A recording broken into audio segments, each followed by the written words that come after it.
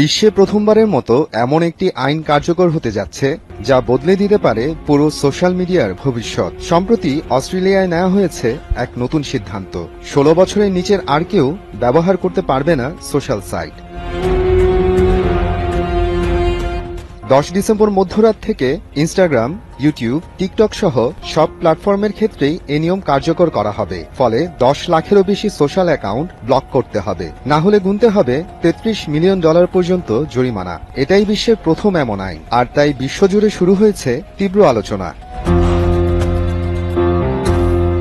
বছর জুড়ে একটা প্রশ্নই ঘুরপাক খাচ্ছিল বিশ্ববাসীর মনে, প্রযুক্তি কি বয়সভেদে বন্ধ করা সম্ভব? সেই প্রশ্নের উত্তরটাই যেন দিল অস্ট্রেলিয়া সরকার। হ্যাঁ, চাইলেই সেইটা সম্ভব। তাদের বক্তব্য, টেক কোম্পানিগুলো শিশু কিশোরদের অনলাইন আসক্তি কমাতে ব্যর্থ হয়েছে। দীর্ঘ সময় শিশুরা থাকছে সোশ্যাল মিডিয়াতে, তাই মানসিক চাপ, আত্মহত্যা প্রবণতা, উদ্বেগ এমন নানা সমস্যা বাড়ছে। এ ধরনের সমস্যা সমাধানের জন্যই এই কঠোর পদক্ষেপ নিতে বাধ্য হয়েছে অস্ট্রেলিয়া সরকার।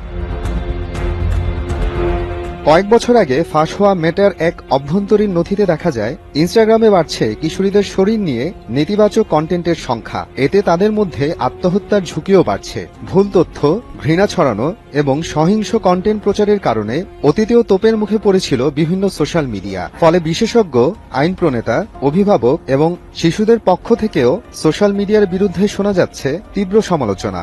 সবারই অভিযোগ, এসব কোম্পানি প্রকৃত পদক্ষেপ নেয়া ও জবাবদিহিতা এড়ানোর চেষ্টা করছে। তবে ভিন্ন দাবি টেক কোম্পানি আর মত প্রকাশের স্বাধীনতার সমর্থকদের। তারা বলছে এ উদ্যোগ ব্যক্তি স্বাধীনতার উপর হস্তক্ষেপের শামিল। এই নিষেধাজ্ঞা শুধু আইনেই সীমাবদ্ধ নয়, এ নিয়ে 2 বছর ধরে চলবে গবেষণা।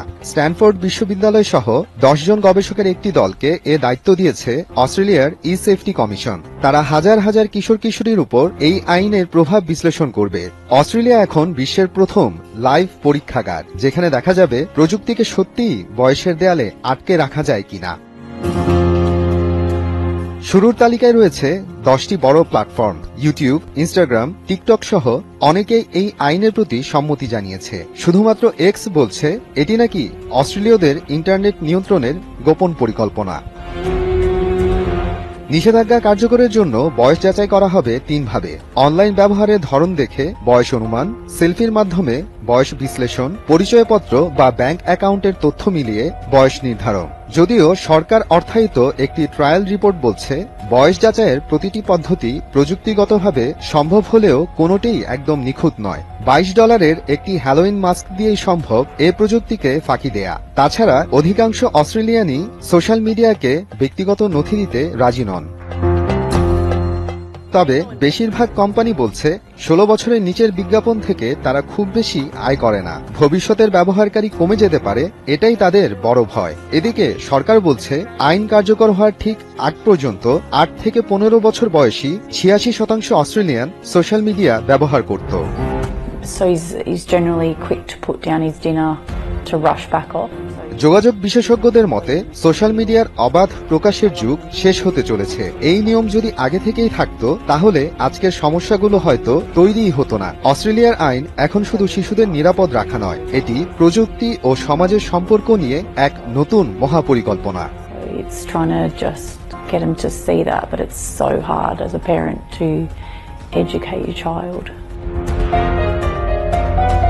বিশেষজ্ঞদের দাবি, এ আইন বাস্তবায়নে রয়েছে প্রযুক্তিগত চ্যালেঞ্জ। ইতিমধ্যেই ভিপিএন দিয়ে অবস্থান গোপন এবং পিতামাতার ইমেল ব্যবহার সহ নানা উপায়ে নিষেধাজ্ঞা পাশ কাটানোর টিপস ছড়িয়ে পড়েছে অনলাইনে। তবে শতভাগের বদলে যদি 80% শিশুকেও সোশ্যাল মিডিয়া থেকে দূরে রাখা যায়, তবে পাল্টে যাবে সমাজের চিত্র। বাংলাদেশে সোশ্যাল মিডিয়া ব্যবহার দিন দিন বেড়েই চলেছে, আর এর সঙ্গে বাড়ছে শিশু কিশোরদের ঝুঁকি। একে তো বাংলাদেশে বিদ্যালয় ভিত্তিক পেশাদার কাউন্সেলিং খুব কম, তাছাড়া মানসিক স্বাস্থ্য সেবার সঠিক অবকাঠামোও বেশ দুর্বল। তাই শুধু নিষেধাজ্ঞা দিলেই হবে না, বরং নিশ্চিত করতে হবে নিরাপদ ডিজিটাল ভবিষ্যৎ। ভুয়া খবর বা বিভ্রান্তিকর তথ্য যাচাই করা বিষয়ে শিশুদের শেখাতে হবে। এছাড়াও প্যারেন্টাল কন্ট্রোল সফটওয়্যার, ক্ষতিকর কন্টেন্ট ফিল্টার এবং সন্তানের সঙ্গে খোলামেলা আলোচনাও বেশ কাজে লাগতে পারে। এই নিষেধাজ্ঞা কি সত্যিকারের পরিবর্তন আনবে, নাকি প্রযুক্তির গতিকে থামানো অসম্ভব? সময়ে বলে দেবে এটা কি পরিবর্তনের শুরু নাকি নতুন বিতর্কের ঢেউ। মোহাম্মদ আফরানুল ইসলাম, সময় সংবাদ।